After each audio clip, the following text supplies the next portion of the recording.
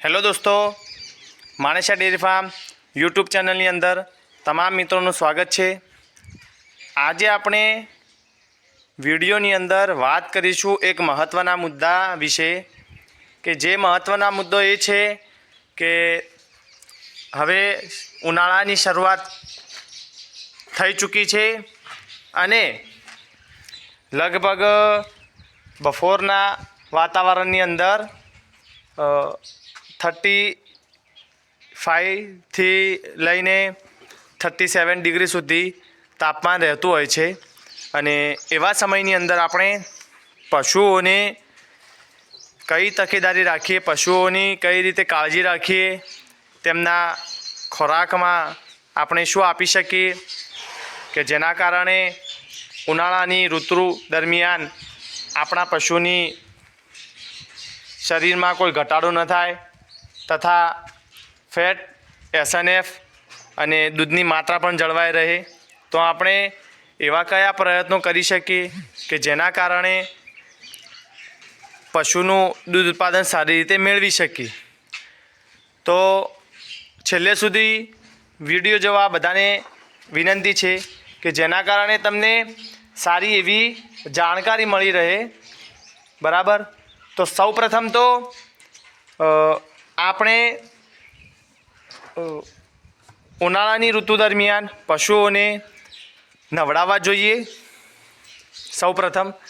બીજા નંબરમાં mineral mixture અને જે તમે દાણ આપો છો એની અંદર વધારે પ્રમાણમાં DCP એટલે કે જે કેલ્શિયમ ફોસ્ફરસ આવે છે એ તમારે દાણની અંદર ઉમેરવાનું હોય છે। કારણ કે ઘણા લોકોના મગજમાં એવું રહેતું હોય છે કે આપણે પશુને ઉનાળાની ઋતુ દરમિયાન આ 4 દિવસ ખોરાક આપશો તો દૂધ વધી જશે, બરાબર। અને ઘણા યુટ્યુબ પર વિડીયો પણ હોય છે। તો ક્યારેય પશુપાલકોને એવું નથી કરવાનું, કારણ કે તમે જો કોઈ વસ્તુ 4 દિવસ આપો છો અને એનું રિઝલ્ટ તમને બીજા દિવસે જ મળી જાય છે તો સમજી લેવાનું કે એની આડઅસર 10 દિવસ પછી તમારા પશુને થતી હોય છે અને પશુનું દૂધ એનું BCS ઘટી જવાથી વધારે પ્રમાણમાં દૂધની માત્રા ઘટી જાય છે અને એના કારણે પશુપાલકને ભોગવવાનું બનતું હોય છે। તો આપણે એવું ન કરીએ પણ સારું એવું સંતુલિત ખોરાક આપીએ અને એ સંતુલિત ખોરાકની અંદર સારા પ્રમાણમાં મિનરલ મિક્સચર એડ કરાવીએ તથા મિનરલ મિક્સચર એવા કરાવીએ કે જેની અંદર ફોસ્ફરસ, કેલ્શિયમ, ઝીંક, વિટામિન બધાનો સમાવેશ થાય અને જેના કારણે આપણને મિનરલ મિક્સચરના ભાવ પણ ઓછા પ્રમાણમાં જોવા મળે, બરાબર। તો સૌથી પહેલાં નવડાવવાની પ્રક્રિયા હાથ ધરવાની ઉનાળાની ઋતુ દરમિયાન 3 મહિના કાં તો 4 મહિના જે ઋતુ ચાલે એ ઋતુ દરમિયાન તમારે બપોરના દિવસમાં એકવાર, ઓછામાં ઓછા એકવાર પશુને નવડાવવું, બરાબર। બીજા નંબરની વાત કરીએ તો સમતોલ આહારની વાત આવીએ। ત્રીજા નંબરની વાત કરીએ તો લીલા ઘાસચારા। લીલા ઘાસચારાની અંદર તમારે ઉનાળાની ઋતુ દરમિયાન સૌથી સારું કોઈ ઉનાળાની ઋતુ દરમિયાન લીલા ઘાસચારામાં હોય તો સૌથી સારું રચકા બાજરી જે આપણે કહીએ એ તમે વાવી શકો। એની અંદર પણ ઘણી એવી ક્વોલિટીઓ આવે છે તો જેની અંદર વધારે પ્રમાણમાં પ્રોટીન અને રેસાનું પ્રમાણ વધારે હોય એ તમે ખરીદીને તમારા ખેતરમાં વાવીને પશુઓને ખવડાવી શકો છો।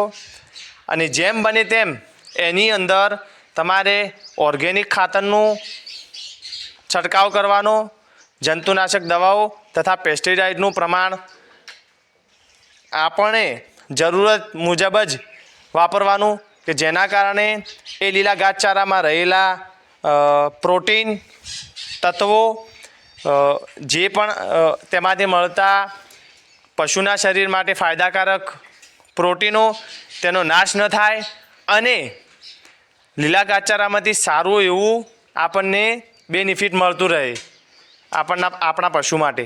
તો સૌથી પહેલાં તો લીલા ઘાસચારાનું આપણે સારું એવું વાવેતર કરીએ અને આપણા પશુઓને ખવડાવીએ. તો અને આગળ વાત કરું તો સમતોલ આહારની અંદર ઘણા લોકો સાયલેજનો ઉપયોગ કરતા હોય તો પણ સારું. એના પછી વાત કરીએ તો દાણની અંદર આપણે જે પણ દાણ બનાવતા હોઈએ એની અંદર ખોળ એટલે કે મકાઈ ખોળ, તલનો ખોળ, પછી સોયાબીન ખોળ, પછી રાયડા ખોળ, ઘણા એવા ખોળના પ્રકારો હોય છે. એની અંદર તમારે ઓછામાં ઓછા જો 100 કિલોની એ ડસ્ટ્રી આપણે ગણીએ પશુઓ માટે તો સૌથી પહેલાં તમારે 100 કિલો દાણની અંદર ઓછામાં ઓછા 30 કિલોનો ઉપયોગ તમે કરી શકો છો. અને એની અંદર તમારા વિસ્તારમાં જે પણ ખોળ પડતર કિંમત ઓછી હોય એને 15 કિલો લઈ શકો છો અને 15 કિલો થોડા વધારે ભાવમાં પડતો હોય એને પણ લઈ શકો છો. આનાથી ફાયદો એ થશે કે ઉનાળાની ઋતુ દરમિયાન પશુઓના દૂધમાં ફેટ SNFની જે માત્રા ઘટતી હોય છે અને ઘટવાના કારણે દૂધ મંડળીમાંથી ઘણી વખતે દૂધ પાછું પણ આવતું હોય છે. એ આપણે પોતાને પશુપાલકને ભોગવવાનું રહેતું હોય છે અને ઘણી મુશ્કેલીઓ પડતી હોય છે. બરાબર. તો આ સંજોગોને ધ્યાનમાં લઈને આ વિડીયો બનાવવાનું આજે વિચાર્યું હતું કે ઉનાળાની ઋતુ દરમિયાન આપણે ફેટ SNF માટે આપણે શું કરી શકીએ કે જેના કારણે આપણને દૂધના ભાવ પણ સારા મળે અને આપણા દૂધની પડતર કિંમત આપણને ઊંચા ભાવે મળી શકે. જો તમને આ વિડીયો સારો લાગે તો વિડીયોને લાઇક શેર જરૂર કરજો અને ચેનલ પર પહેલી વખત આવ્યા હો તો ચેનલને સબસ્ક્રાઈબ કરજો.